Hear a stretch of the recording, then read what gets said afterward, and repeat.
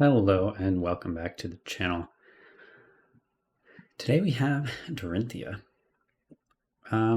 Historically, Assassin against Dorinthea, at least Dawnblade, tends to go toward fatigue because Dawnblade is so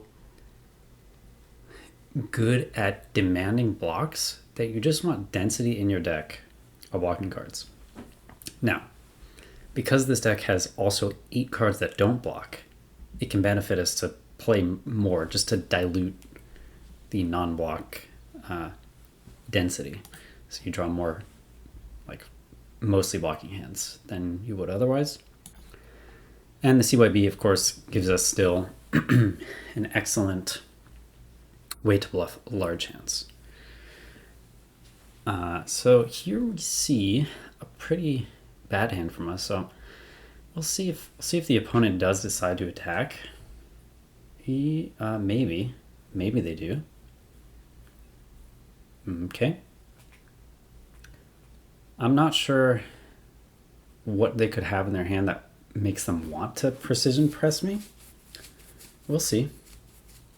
Supremacy. Okay. Kind of interesting for them to play this out early. Normally, I think Dorinthea wants to combo this with Iron Song Determination and, of course, Attack Reacts. It also doesn't have Go Again currently. So I'm inclined to just block 9 and say if you can get over that, then well done. So the question is, which ones do I put? I think I'd like to keep the CNC. The reason is I'd also expect some defense reactions out of Dorinthea, so if my turn can involve a CNC sniping a D-react, that would be really good. And also early in games, I like to just kind of feel out my opponent's playstyle. So a CNC will give me some information on how keen they are to react to a stealth card played. And you know, it represents a punish if they don't react. So they just pass, which I think is not a great use of supremacy. So let's see here. I do have Dagger CNC with Count Your Blessing, and I think I'm going to go for that line. The other line is swap into CNC, but I think this is a bit more efficient to use all my cards. I also get the dagger swing in. So basically I lose some of the hidden information part by doing it this way. But what I gain is casting the CYB immediately, which I think is worth it. There's also there's an interesting deck building choice that is being highlighted here, which is I don't have the Nerve Scalpel in the list at all. And if I did, I am potentially swinging that instead of the Scale Peeler, and also potentially attacking with both daggers before I CNC. In which case I would arsenal the Count Your Blessings. So got a couple different implications for this turn, depending on which daggers you bring and how you want to navigate the early turns when you don't know how your opponent is playing yet. This is kind of a curious block. I don't know why they would use the Crown of Providence already. Maybe they fear a pummel. Like, that's not a card Uzuri has played in a long time, but you know what? This might be the deck for it. Like if you're bluffing both Count Your Blessing and pummel in the same sequence, having 2 floating, that's kind of cute. I don't know. Could be good. Maybe a card to play over the yellow, my much maligned yellow Double Trouble that I still can't quite seem to want to take out. Like once I know just how impactful that is, the yellow double trouble and in grindy matchups, I'll make a better choice on it. But for now, yeah, it's hard to say exactly how much the deck damage matters, or even that density of play double trouble, 3 cards in the hand, see what they do. Hard to say how much it matters, that you can do that consistently. I've been noticing in the grindier games that I actually end up being the more efficient deck. The exception is Ira. I had that opening video against an Ira where, in fact, their disruption made them way more efficient than I was. And I think that's an interesting, like, it means that perhaps the reason I feel more efficient is I've been good at disrupting my opponents. So that they end up not like converting their larger hands into high synergy plays because they don't have the larger hands, because I present meaningful enough disruption, and then because I get to keep my bigger hands, I can do the hidden information count your blessing thing. So yeah, what I'm leaning toward is, if it's the case that in the grindy matchups I'm more efficient, then I probably don't need the double trouble anyway, and I can just end up fatiguing them, not with the double trouble yellow on hit, but actually just they're low enough life at the end. And which cards would best supplement that theory? I'm not sure. Maybe over the course of this game we can think about it, because the opponent is taking quite a while on their decisions. Using fraction bolters already is just insane to me. I can't imagine what's going on in their hand that this is the best play they have, but here we are. Okay. So the sword has go again. I think I'm just gonna block 6. I don't know which 2 cards I want to use. I think I'm gonna. It's actually pretty tough, right? Like, if their last card goes over the top, then what I want is the shakedown to attack their next play. It's kind of tricky, you know. I could also just kind of let them have the counter and then attack with E-Strike, Arsenal, count your blessings, and then try to clear the counter next turn. They don't have the shoes anymore. It's kind of a tricky spot. What I don't think is correct is actually blocking exactly 7. I think it's reasonable enough that they're holding 0 cost react. And maybe that's why it did take them a while to come up with the shoes play using the refraction bolter. I also have a line that blocks 10 on this. Mask and 3/3 blocks. Which, you know, I think that's kind of compelling, because if they... Oh, it was Twinning Blade. Yeah, they just... Oh. They claimed victory. That's kind of annoying. So basically, I was sniffing out that if I overblock by 3, they can't get the counter, and then if they have reprise there and I drop my hand and it plays count your blessings, like I just don't have to block them. I can stick the reprise there. And sure enough, I had a hand that would have done that. So I think that would have been my line, but our opponent didn't want to do that. So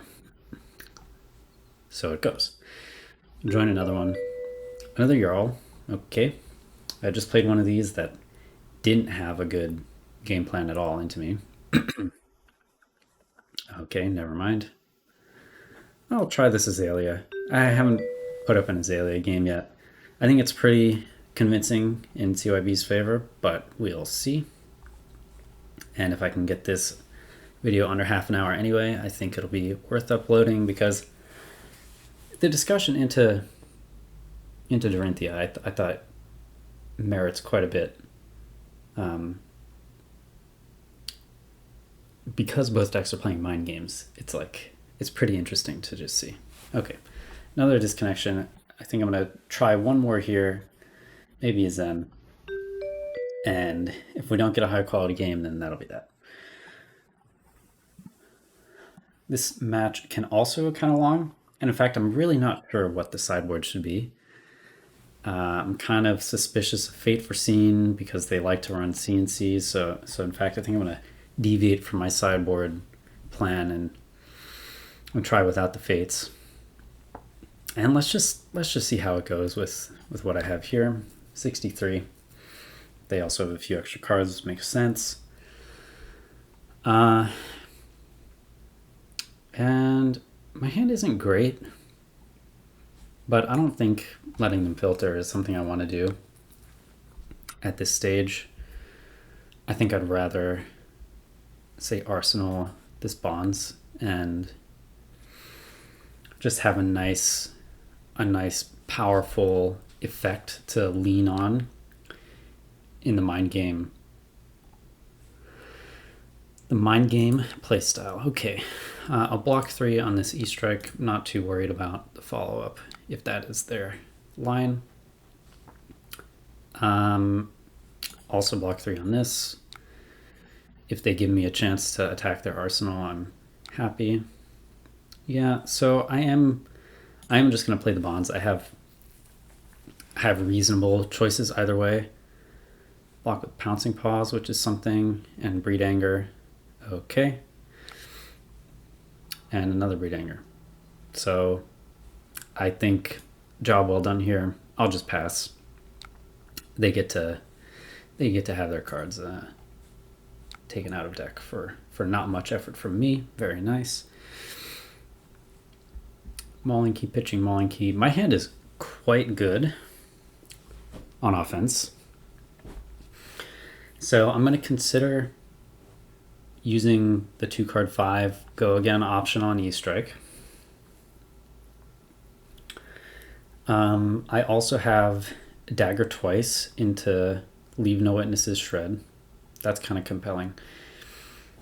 And then the question is, if I do that, do I block with my black text? I think the answer is maybe.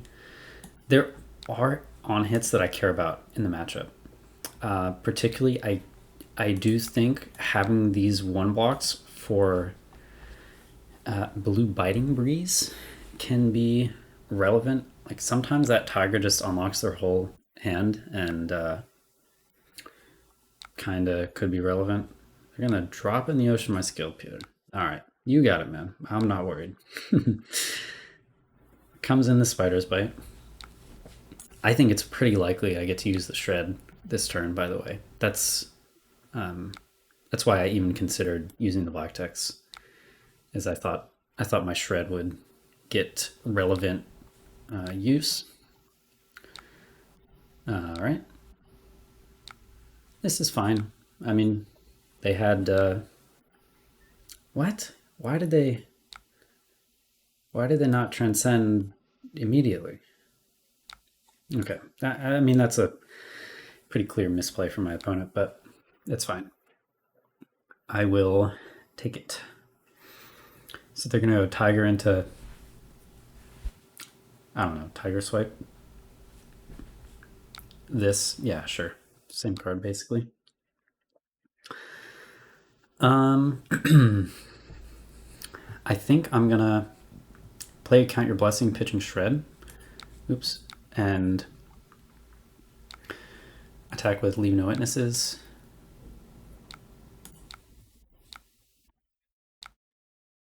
Have the Codex still, which is good. Of course, if they give me a good Shred, I might take it. If not, then maybe I don't. Yeah, this feels like a good enough Shred. I think the value I get, well, that's kind of funny. The value I would have gotten if the hit came through was is higher than casting the CYV by a decent bit, so I don't mind just holding it in hand.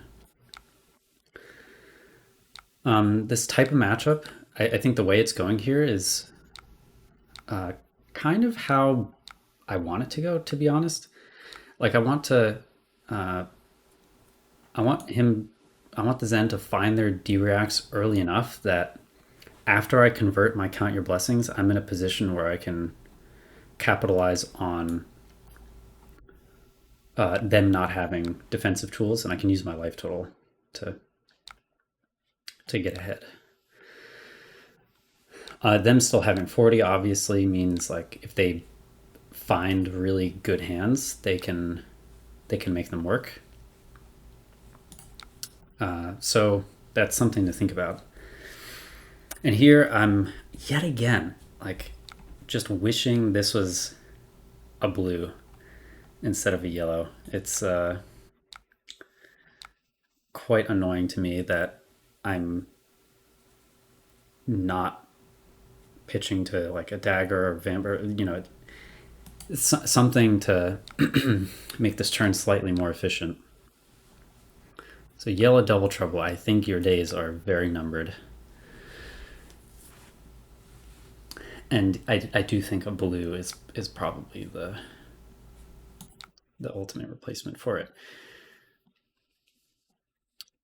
So now I'm gonna try to use my hand to block threes. Here we go. Though I do want to think about Command and Conquer, so I'm gonna let this one hit. And I have stuff to do with my extra cards if I get given them. But here we are, Command and Conquer. This is the Zen decks are so grindy, mid-rangey that I think playing around the CNC is almost always what you want to do.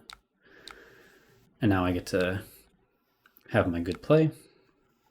So pretty happy with having the right call out there on his hand. I'm still not totally sure why they used the legs as they did a turn cycle prior.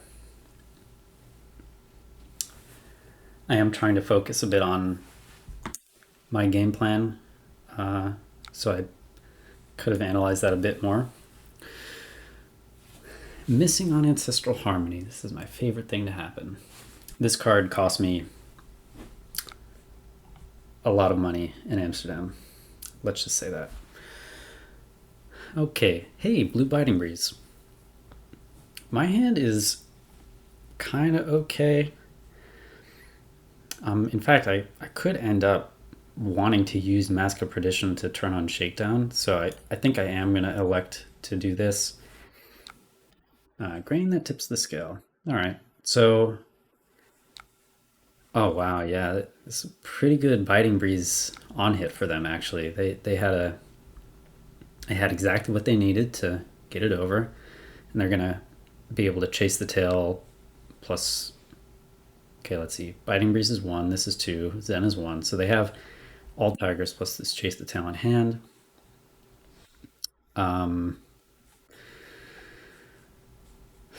So I don't really get the opportunity to convert all the 3 blocks. So I think what I'm going to end up doing is sink below on this Razor's Edge when the chase the tail comes, that is. Yeah, they're just putting all the 1s first. So what I'm hoping to find is a resource card for my Shakedown. That does count as a resource card, but I just don't know if it's good enough to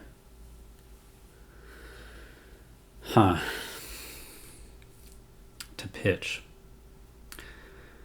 It might be. So look, I really don't know if this is the proper line, but I think you only learn these things by playing them. So I'm gonna pitch the CYB, which is something I tend not to do.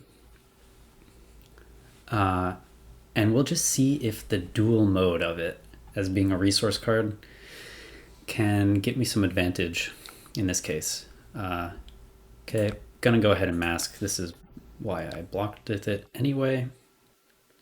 And after some consideration, I will choose blue.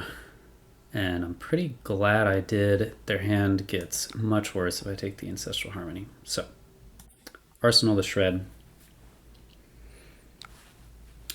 Have an interesting hand here. They're going to follow up with E-Strike 7 or draw. And yeah, I don't love this spot, I have to say. So my Tunic isn't coming, and I do have the Shred stuck here. This is a decent little learning moment, I would say, of having the Shred stuck there. I guess I'll block with my black text. And I'm going to end up pitching a yellow CYB again, it seems. And black tech lets me convert Double Trouble if that's what I want to end up doing. So I think I really did get punished by the play of holding the Shred.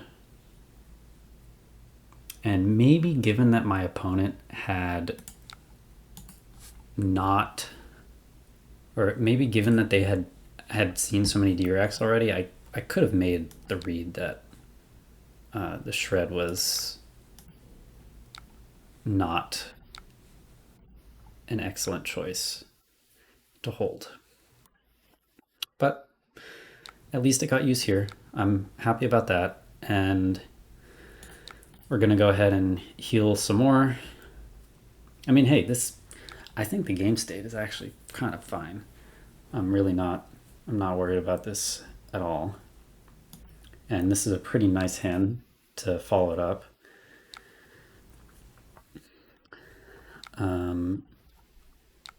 I say the game state is fine. They do have Traverse, which is big. Like that's a lot of damage just waiting there for me. So I'm gonna go ahead and take the 2. It just is what it is. We're gonna throw the Isolate Weakest Link. Traverse. That is bad news. Means if they have the D-React, then I'm kind of got. Yep. All right. I wonder if I perhaps need to not attack them in this turn.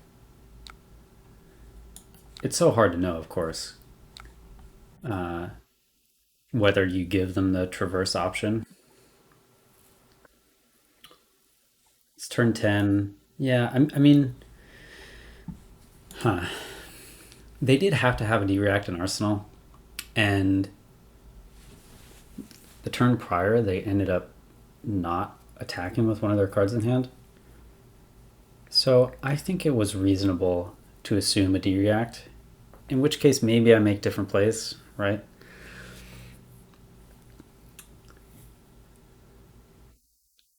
Like I can... Did I have Tunic? I don't remember if I... Oh yeah, I must have, right? Because it's on 3.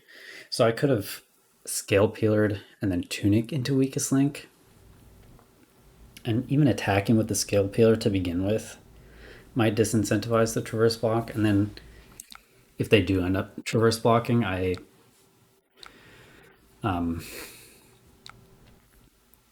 what happens? They lose an extra card out of hand to fully cover it, or another piece of equipment. So it's kind of ambiguous to me what the... Oh, sorry, opponent. I want to block this. I guess it doesn't matter, right? Because they have another tiger. Yeah, whatever. I can't remember. I'm too deep in the in the theory of this whole turn cycle. Okay, so there's their second tiger. That's fine. Yeah, I think ultimately they would just end up using Shuko, right? To block an additional 1 on the Weakest Link, plus their D-React and the Traverse. So I'm not like super unhappy with this outcome. Oh wow. I mean, I did almost die here. That's quite a lot. That was a good turn. I mean, traverse is always a good turn. The card is busted. Okay, get to do this again, which is pretty solid. I like Tunic Codex plays. Very good, very assassin. They also choose CNC, which is a very common choice. I'm not totally sure what I'm meant to be playing forward in this spot. Bonds of Agony is not a bad one to have drawn. Uh, let me see. I think I'm going to check and see how many racks I have left. I have one Razor's Edge, and I'm pretty sure I'm not playing the other guy, Lace of Blood Rot. So I'm probably just going to swap into Weakest Link. My Justinics are coming. So, yep, the plan is swap into this Weakest Link and Arsenal Persuasive. Or use the Persuasive. Nah, I think playing the Pawns is a little bit better. Just give them something of a more difficult block, I think. So what I really would not want to have happen is the Persuasive doesn't extract some mind games from them. Bonds of Agony definitely extracts mind games from them. Okay. They use their inner chi to get a Zen state, so they don't take a hit, and they have 100 wins levels left over, plus a tiger. All right. Here's just a Nick, right on time. The Zen state is annoying, though. That is like... that gives them a decent defensive line. They opt to hold their card, which makes sense. Hold their levels. All right, so we're going to go again with E-Strike every time. The Zen state means a dagger does nothing, so my best arsenal is the Double Trouble, I would say. And I think playing the Just a Nick is way better than swapping into the other thing, the surgical. All right. I mean, let's just see. Let's just see if they have the juice here, the D-reacts. Seems like no. All right. Good news. We hit a red. So I get to take aspect. Really good. Really good to hit the aspect. Upsetting, I didn't gain more life. That's all. So their hand is Tiger Swipe, Inner Chi, and they have a levels down there. So that's quite a bit of damage coming into me. Unfortunately, my arsenal does not convert well with Codex of Frailty. So I'm not sure what's going to happen here. I think I have a reasonable line that uses Vambrace and Black Tech on this thing, this Double Trouble. They are really just peppering the breakpoints, though. Very, very obnoxious.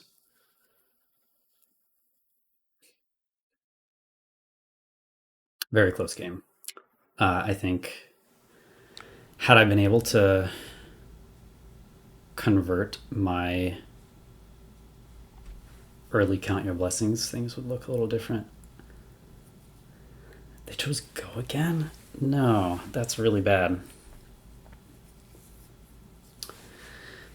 So I think in order to not die, I need to block like so. And just hope that they bluffed me. They might have done. I don't know. Drawing a card seemed really obvious there. All right, so at least I'm not dead. That is silver lining. And they do have to respect this. This is coming in for up to 5.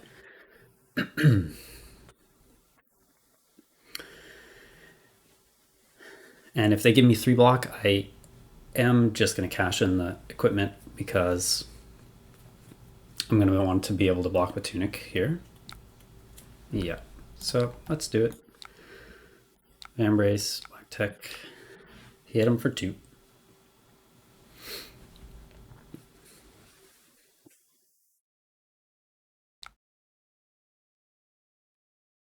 Yeah, this is not good.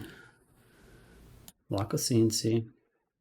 I think I just need to full block until I find my last 2 Count Your Blessings, which are coming up in maybe 2 turns, which is a long way away, but I don't know.